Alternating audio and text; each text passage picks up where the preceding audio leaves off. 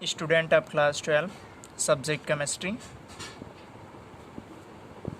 Chapter first ठोस अवस्था के न्यूमेरिकल्स को हम लोग पढ़ेंगे। तो students of the children public inter college Devgaon, आप सभी लोग न्यूमेरिकल चैप्टर फर्स्ट ठोस अवस्था के न्यूमेरिकल्स को हम लोग देखेंगे। तो न्यूमेरिकल नंबर फर्स्ट क्या है? न्यूबियम की संरचना BCC है यदि घनत्व 8.55 ग्राम प्रति सेंटीमीटर क्यूब तथा उसका परमाणविक द्रव्यमान यहाँ पे न्यूबियम का है 92.9 मीन्स 92.9, जिसे हम 93 के बराबर इक्वल कर सकते हैं। तो एकक कोष्ठिका के कोर की लंबाई की गणना करनी है। तो यहाँ पे है न्यूबियम की संरचना। तो चलिए हम सॉल्व करते हैं। न्यूबियम सिंबल NB। न्यूबियम की संरचना BCC है। तो BCC संरचना को हम पहले ऑब्जर्व करते हैं कि BCC स्ट्रक्चर क्या होता है। तो उससे पहले हम एक घन की संरचना बनाते हैं।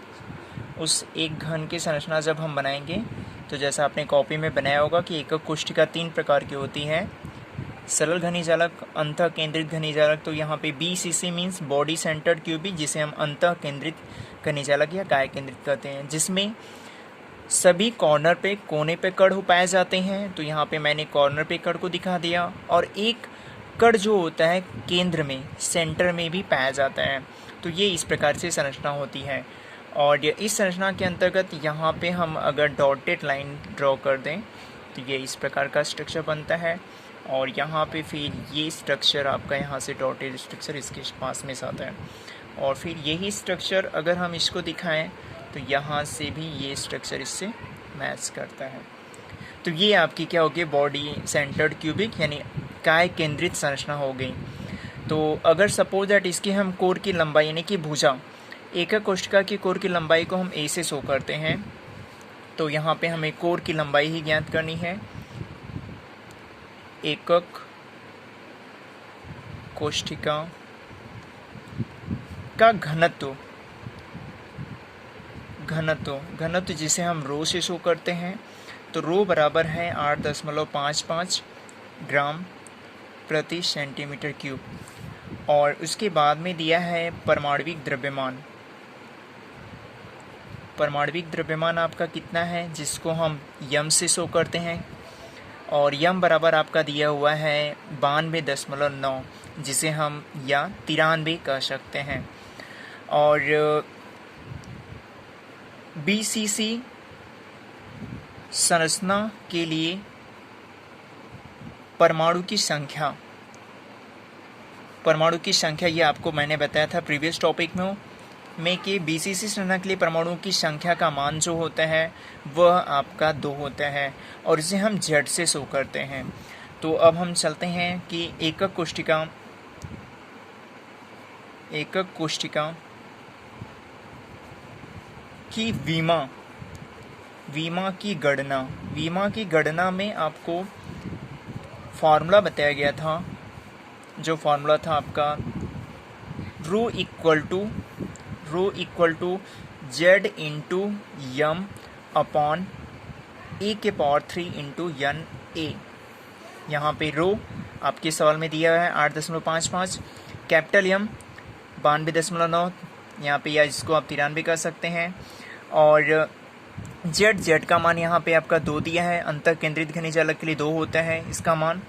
और फिर यहाँ पे NA, और यहाँ पे NA जिसे हम कहते हैं एवोगैड्रो या अवोगैड्रो स्थिरांक कहते हैं, जिसकी वैल्यू या जिसका मान 6.022 × 10⁻23 के पास में होता है।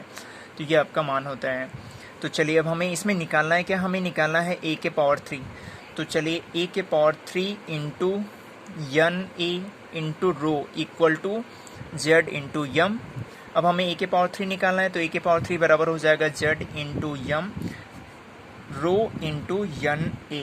तो हम Z का मान रखेंगे, जैसा कि आपकी प्रॉब्लम में Z का मान यहाँ पे दिखाया गया है 2, तो Z का मान 2 रखेंगे। और यम का मान है 93, और उसके बाद रो का मान आपका दिया हुआ है 8.55 गुणे, और यहाँ पे NA का मान दिया है 6.022 × 10⁻23।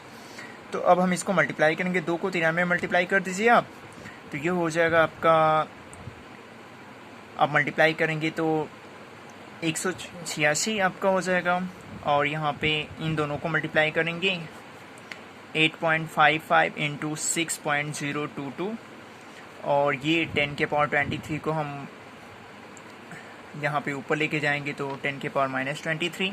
तो अब आप इसको मल्टीप्लाई कर लेंगे, और मल्टीप्लाई करने के बाद आपकी वैल्यू, इसको जब आप कैलकुलेट करेंगे तो यह मान आपका लगभग आएगा 3.6133 गुणे 10 की घाते -23। जब इसको हम करेंगे तो यहाँ पे हो जाएगा 36 पॉइंट, अगर हम 13 इसको कर दें गुणे 10 के पावर -24, तो ये हो गया a के पावर 3। अब यहाँ से हम इसका घनमूल निकालेंगे, तो घनमूल जब हम निकालेंगे 36.13 इंटू 10 के पावर 24, तो 24 है तो 888 का पेयर बनेगा, 888 का पेयर बनेगा, तो यहाँ से इसकी वैल्यू आपकी आ जाएगी घनमूल निकालने पर 3.3 इंटू 10 के पावर 8 सेंटीमीटर। तो ये आप इस प्रकार से अपने न्यूमेरिकल को सॉल्व कर सकते हैं एक कोष्टिका की विमा। तो सभी प्रॉब्लम में आपका यही फॉर्मूला यूज होगा। इसमें ये जो 5 विमाएँ दे करके दिखाई गई हैं, यदि आपको 4 यूनिट इसमें से पता है, 4 विमा पता है, तो 5वीं विमा की गणना आप इस प्रकार से कर सकते हैं। तो ये आपके ऐसे ही न्यूमेरिकल प्रॉब्लम है जिसको आपको सॉल्व करना है। तो कुछ न्यूमेरिकल प्रॉब्लम यहाँ पे आपको बाद में हम अभी सेंड कर देते हैं। तो ये आपका आंसर है। ऐसे ही सभी न्यूमेरिकल प्रॉब्लम आपको सॉल्व करना पड़ेगा। तो student of children public inter college, तो ये आपके चैप्टर 1 का एनसीईआरटी न्यूमेरिकल्स है जिसको मैंने सॉल्व करके बताया। ऐसे ही न्यूमेरिकल आप सॉल्व करेंगे, और वो फॉर्मूला आपका जो मेन है, इसी फॉर्मूले पे सभी न्यूमेरिकल आपके सॉल्व होंगे। Okay, thanks for